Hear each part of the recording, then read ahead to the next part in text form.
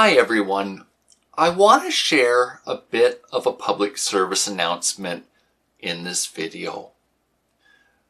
A few weeks ago, I came into my home and brushed up against my carbon monoxide detector. The plastic shell of it had begun to crumble, and so I knew I needed to order a replacement.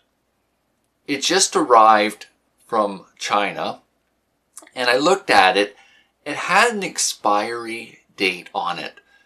So there's times in my life, the more I don't know, the more I want to know. I get curious. I want to understand how things work, and I want to understand why things work the way they do. I'm curious that way. The new carbon monoxide detector had a sticker on it saying it expired in 2021, and I was curious what that's all about. By now, if you've seen some of my videos, you'll see that I like wiring. I find it really rewarding. So I messaged my friend that's an industrial electrician and asked him if there was any rhyme or reason to a carbon monoxide detector or a smoke detector having an expiry date. And believe it or not, there is. I want you to take a minute to think of a banana.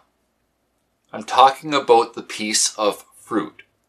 So if you peel the banana and you set it on the table, you're going to see over the next 24 hours how the crisp color of it is going to degrade, and then it's going to grow moldy, and it's going to break down over several weeks right there, and potentially you're going to get some fruit flies. Something similar happens inside smoke detectors, carbon monoxide detectors, and there's several others like methane that aren't too common for household use. The part that actually senses the fumes and senses like the carbon monoxide breaks down not as fast as a banana does, but it breaks down, and there's a forecasted date when that piece of equipment is no longer going to be effective as a carbon monoxide detector or as a smoke detector. I'm telling you this, first off, so you don't have a false sense of security. If the smoke detectors in your house are past their best by date, they need to be replaced. Your life is more valuable than a little circle that makes you think you're safe. It's the same as during the winter season and with those who have natural gas appliances. Carbon monoxide is extremely dangerous, and it's not something you want to be breathing in. You need that warning device. The same thing happens inside it. The part that senses the carbon monoxide breaks down and wears out, depending on the model of smoke detector, just past the best by date.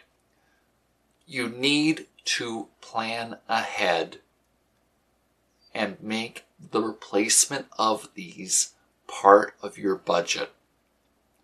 So I know for myself and for my own disability pension, it's hard to come up with an extra $40.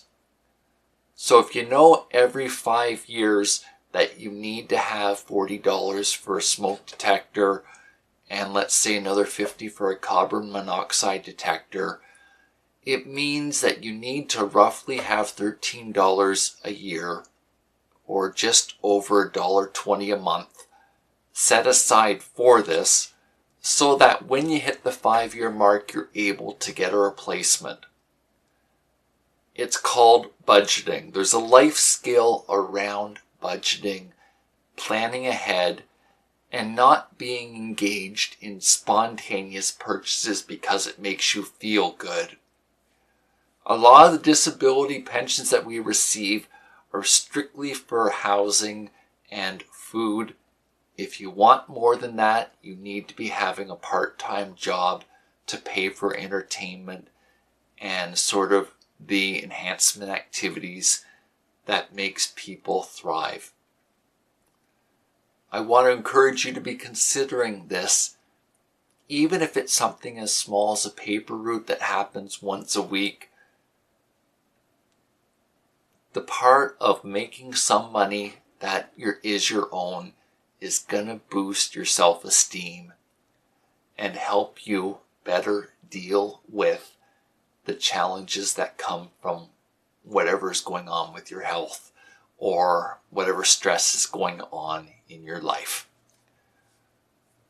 I hope you're able to take this to heart.